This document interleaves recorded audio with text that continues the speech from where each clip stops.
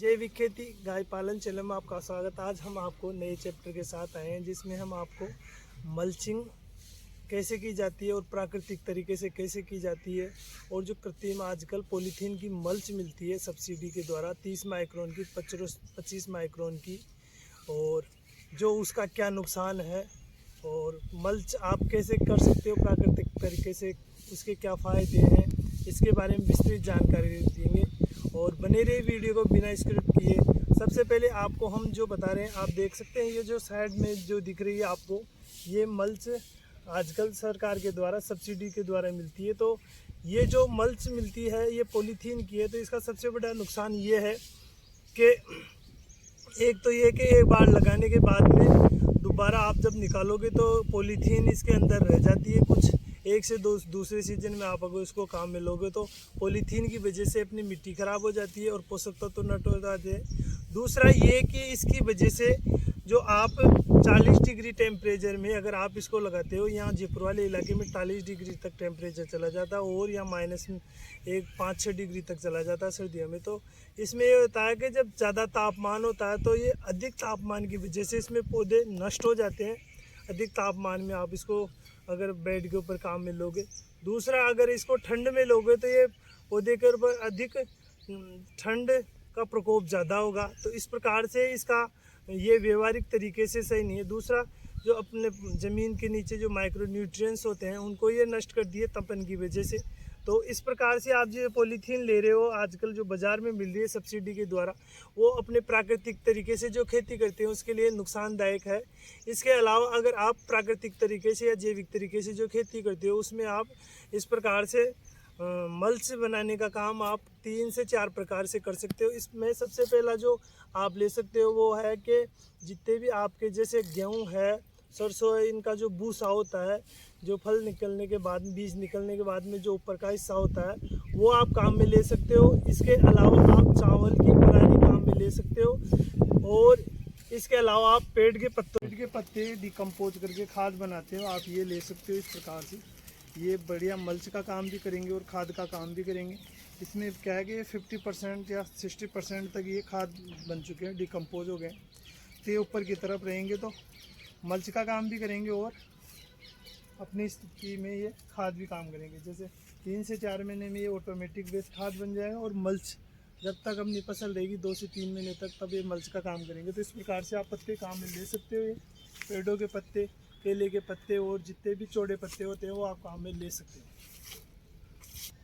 तो इस प्रकार से आप देख सकते हो पेड़ के जो पत्ते हैं, पेड़ के पत्ते हैं। हमने ये गोभी लगा रखी है, फूल गोभी लगा रखी है। तो अभी ये हम अगस्त के महीने में लगा रखे हैं। 40 डिग्री का टेम्परेचर, तो टेम्परेचर मेंटेन हो रखा है और ये बढ़िया मात्रा में इसकी मल्चिंग हो रही है। तो ये पेड़ के पत्तों की इस प्रकार से हम मल्चिंग कर रहे हैं। इसके 3 से 4 फायदे हैं। तो इस प्रकार से आप इसके 3 से 4 फायदे हैं प्राकृतिक तरीके से। आप सबसे पहला फ़ायदा तो ये है कि इसका आप जो ये मल्च करोगे, ये इसकी सबसे बड़ी खासियत ये है कि जब टेम्परेचर ज़्यादा होगा तो ये मेंटेन कर लेगा आपका। अगर जैसे 40 डिग्री का टेम्परेचर है तो पौधे को आराम से मॉइस्चर देगा, और डायरेक्ट सनलाइट ना होगी तो ज़मीन तपत नहीं होगी। दूसरा और सबसे बढ़िया बात है कि आप अगर घन अमृत और जीवामृत डाल रहे हो तो उसको ये डबल कर देगा, क्योंकि मल्चिंग हो जाएगी तो नमी रहेगी तो उनकी सूक्ष्म जीवों की जनसंख्या बढ़ जाएगी। तीसरा सबसे बड़ा कारण है कि अगर आप पेड़ के पत्ते काम में लोगे तो ये आपका ऑर्गेनिक कल्चर बढ़ेगा इससे। तो जैसे आप पत्ते डालोगे तो ये पत्ते मिट्टी को कवर करने का काम भी करेंगे। दूसरा, जैसे जैसे ये डिकम्पोज होंगे वैसे वैसे ये खाद का काम भी करेंगे। तो आपका ऑर्गेनिक मेनू बढ़ेगा और ऑर्गेनिक कल्चर बढ़ेगा, और ये पत्ते खाद का रूप ले लेंगे 2 से 3 महीने में। तीसरा सबसे अहम बात है कि आप जो ड्रिप डालते हो, ड्रिप को अगर इसके अंदर मल्च के ऊपर रखते हो तो ये मल्च ड्रिप के ऊपर रखने से इसको गिलहरी और दूसरी चीज़ें नुकसान नहीं पहुंचाएगी, और गिलहरी इसको काटेगी नहीं। तो एक तरह से ये आपके ड्रिप को प्रोटेक्शन करेगी।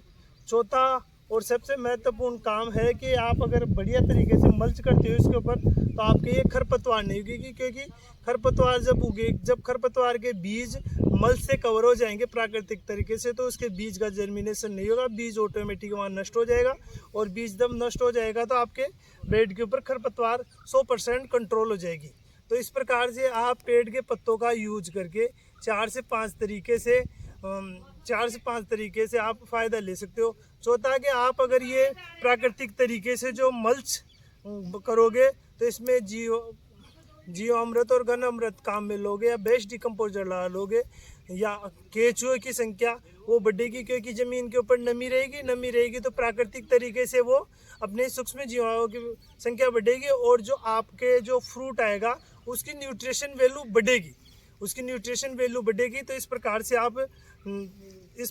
आप पेड़ के पत्तों का और चावल के परारी और गेहूं की भूसी और सरसों चने का जो अपने जो तूड़ा या जो निकलते हैं उस प्रकार से आप अगर बेड के ऊपर लगाओगे तो ये प्राकृतिक तरीके से मल्च का काम भी करेगा और आपकी जैविक खेती को भी लाभदायक होता।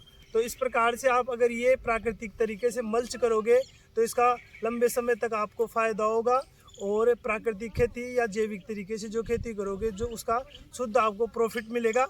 और 2 से 3 साल में अगर आप हमेशा परमानेंट काम में लोगे तो आपके मिट्टी का कार्बन लेवल भी बढ़ेगा। तो आशा करता हूँ मेरे द्वारा दी जानकारी आपको बढ़िया लगी हो। चैनल पे नए तो चैनल को प्लीज़ सब्सक्राइब कर लीजिए और बेल आइकन घंटी दबाएं। मिलते हैं ऐसे वीडियो, तब तक के लिए स्वस्थ